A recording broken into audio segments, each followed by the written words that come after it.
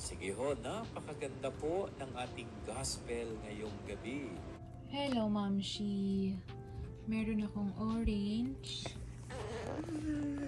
At meron akong carrot juice. Si Prime, meron siyang bread. Ayan, kumakain siya.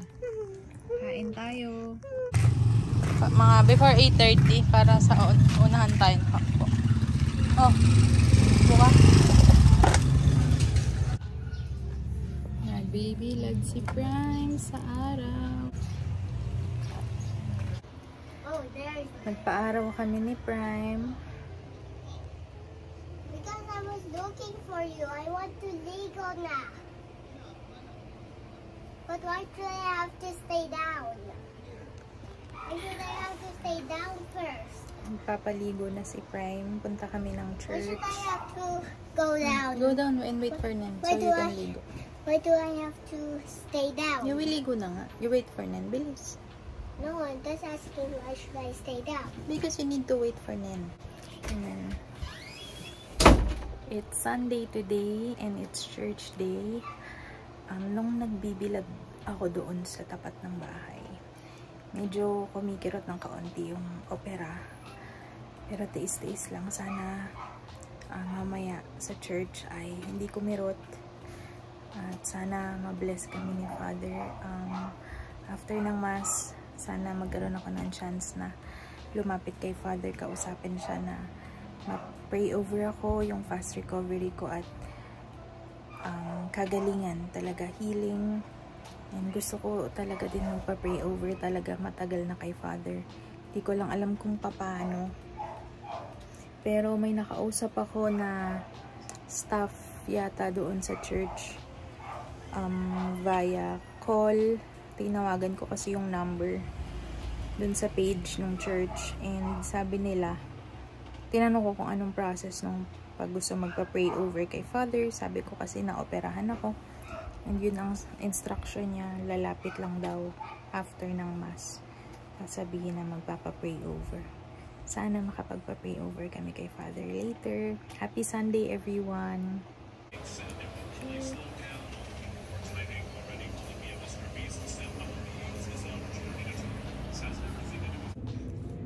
Punta na kaming church. Si Prime ayaw magpa-video.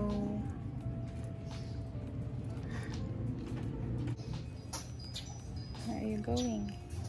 Church? Tell me the wallet is with tayo. Paano pa sa bang ano?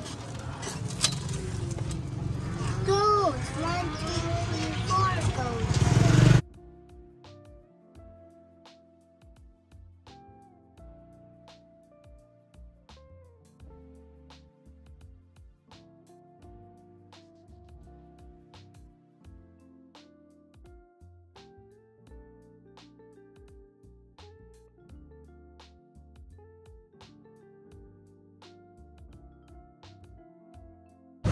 Oy, sushi natin. Tayong palengke. Ang simbahan ay malapit lang naman sa amin. So dahil may e-bike kami, kaya naman siyang i-e-bike. So very thankful. Kauwi na kami galing church. Thanks be to God. Alam nyo, na-bless ako ni Father. Thank you, Lord. Mission accomplished. Pagdating kasi namin sa simbahan, maaga kami nakarating. 9 o'clock yung misa, mga 8:40 ay nasa church na kami. Saktong kakatapos lang ng misa, tapos ang mga tao nagbe-bless na kay Father. So ako, lumapit ako dun sa isa sa mga naglilingkod sa simbahan, mga naka-uniform. And sinabi ko yung situation ko, gusto ko magpa-bless kay Father, kaka-opera lang. Ayun, tinulungan ako ni Nanay. And nilapit niya ako kay Father and na-bless ako ni Father na ipagdasal niya ako. Sobrang sarap sa pakiramdam. Thank you, Lord. Alam kong si Lord yung gumawa ng way para ma-bless ako ni Father.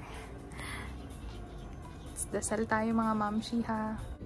Linis ulit kami ng aking opera at papalitan ng bandage. Ayan.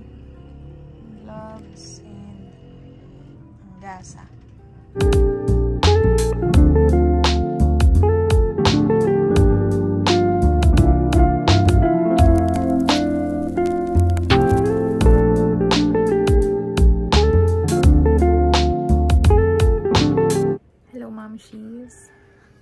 Good morning.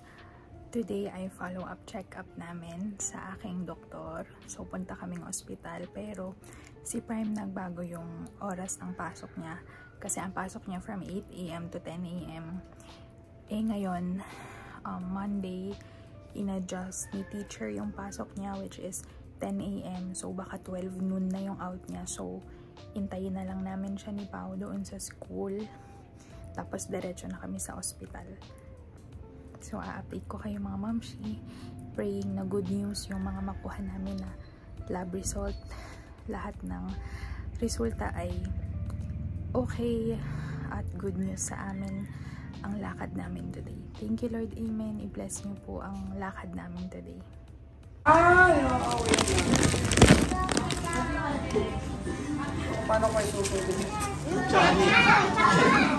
So, ayun na nga.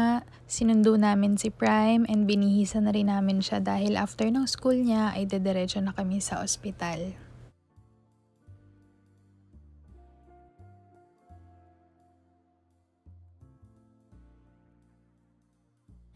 We pray most especially for all the souls of the faithful departed. Our prayers during this month. Mother of God with Saint Joseph, her spouse. Nirashes ako mga moms. Sobrang kate. Sana gumaling na. Good morning. Hindi na ako nakapagkwento sa inyo kahapon. Kasi pagdating namin, nagpahinga na rin kami. Nagpalit lang kami ng gasa, naglinis ng sugat. Yun moms, kahapon ay nakuha na namin yung mga resulta ng laboratory test. Culture test, AFB, yung ganon. And yun nga, yung bacteria or yung nana na nakuha sa aking breast ay pinatest. And thankfully, negative naman ito sa breast tuberculosis. So, yun kasi mahaba-habang gamutan yung breast tuberculosis. Parang 6 months ata. So, thank you Lord. May good news kami kahapon. Although, wala pang resulta yung biopsy. Pero, claiming na no signs of malignancy yung aking biopsy at talagang nag-infection lang sa breast ko at gagaling na ako. Where have you been? To the doctor. Doctor! Pasta. He said pasta. Dog. Nakauwi na kami. Nagpa-check up si Prime sa doctor. And may mga gamot siyang iinumin. Sana gumaling na and wag nang lagnatin si Prime. Thank you Lord, Amen. Say it. Thank you, Lord, amen.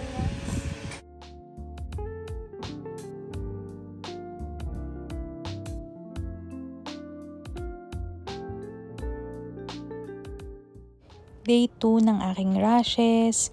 Medyo humupa-hupa naman siya pero medyo makati pa rin. And umiinom na ako nito ng antihistamine. Nagpakuha na rin ako kay Paolo pang cold compress para pang soothe. Para hindi kumate kasi sobrang kati talaga nitong rashes ko.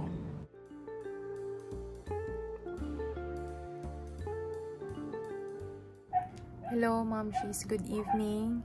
Katapos ko lang mag-grocery and ito, ang kati-kati pa rin. Actually, tumawag kami sa doktor. And sabi niya, yun nga, stop muna ako sa antibiotic. Kasi baka allergic reaction sa gamot. Medication na tinitake ko. Kasi dalawa yung antibiotic na tinitake ko. And, hindi naman masabi din ng doktor kung ano talaga. Kasi matagal ko nang tinitake yung antibiotic na yun. Pero to be sure, ayun, stop muna. And, sabi niya is inom daw ako ng antihistamine, yung Benadryl, and hopefully mawala yung kate kasi sobrang kate niya. Pinipigilan ko siyang kamutin. Kanina nag-cold compress ako and sana wala na akong maramdamang negative sa katawan ko. Nagka-rashes pa talaga ako, sumabay pa. Sana makatulog ako mahimbing ngayong gabi and ayun, makatulog ako mahimbing nang hindi ko nararamdaman na makate o may masakit sa akin. And hopefully maging okay na talaga ako. Gumaling na ako agad. At maging okay na ang lahat. Thank you, Lord. Amen. Magiging okay yung resulta ng biopsy ko. Good news and magkakaroon na ako ng peace of mind. Thank you, Lord. Amen. Huwag natin kakalimutang magdasal ha mga mamshis. Ano man ang pinagdadaanan natin, lagi lang tayong tumawag sa taas sa Panginoon natin. Ito ang aking food. Konti lang lagi yung rice ko. Gulay, syempre broccoli, carrot, ayan, more on leafy vegetables, and isda, ayan, bangus. Yun na yung favorite ko ngayon. So, thankful ako kay Paolo kasi lagi niya akong nilulutuan ng food dahil nililimit ko yung paggalaw-galaw, pag-akyat baba ng hagdan ay para, dahil nga naka-open yung opera ko para hindi sumakit at tuloy-tuloy ang paghilom, pagaling. Ayun, dito ako kumakain. Meron akong ihian dito sa loob para sa madaling araw hindi na ako akyat baba kasi kailangan ko ding laging nagwiwiwi kasi nga ang iniinom ko ay antibiotic. So, kailangan ihi din ako ng ihi, inom ng tubig. So, para hindi na ako akyat baba. Daan on earth as it is. In heaven. Give Was us this this day day our daily bread, and forgive us as we forgive those those who sins sins. against us. Do not bring us to the test, but deliver us from evil. Amen. Ayan, ito na guys. Hopefully hindi na mangate. Lalo na matutulog sa gabi kasi siya parang mas makate. So nagko-cold compress pa din ako. Ito. Kasi inuman ko nitong Benadryl. Ayan, si Prime ay nagpapaantok na lang. May pasok pa bukas. And inopen muna namin yung aircon dahil mainit. Kasi kagabi ako talagang nangati at kinamot ko ng kinamot. Hindi ko alam rashes na pala. Sobrang init din. Ayan, nangangati din ako. So, yun, binuksan muna namin yung aircon para malesen yung pangangati. And hopefully bukas mga moms, okay na talaga. Amen. Thank you, Lord. Are you there? Let's go. Father, you are the Alpha and the Omega. You are the beginning and the end.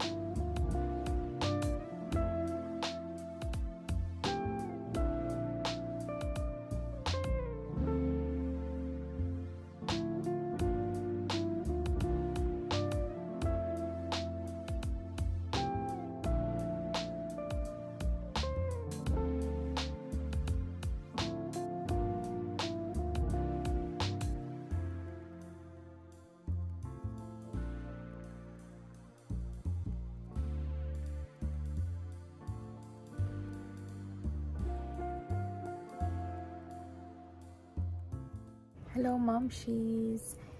It's 10 AM na dito and ayun yung nakita nyo kanina is nag-pack lang ako ng Shopee orders. Habang nakaupo, hindi ko naman pinersa yung sarili ko and may pasok yung aking staff, si Kim. Nandun siya sa production area. After niyang gumawa ng nails, ako na yung mag-box and pack. Dahan-dahan lang naman. So, yun. And update pala sa rashes ko. Ayan. Medyo humupa na siya. May konti na lang na pamumula, pero hindi na siya yung naka-umbok talaga na rashes kagaya kahapon. Nag-stop na ako ng medication, so wala muna akong tinitake ngayon na any antibiotics, and uminom ako ng Benadryl kaninang 7 AM. Yan. And medyo nawala naman yung pangangati. Although meron pa rin konti na parang gusto kong nagpapapansin na pangangati sa likod. Pero tinitiis-tiis ko na hindi kamutin. Hopefully talaga ay maging okay na. Si Prime ay nasa school pa. Sinusundo siya ni Paolo.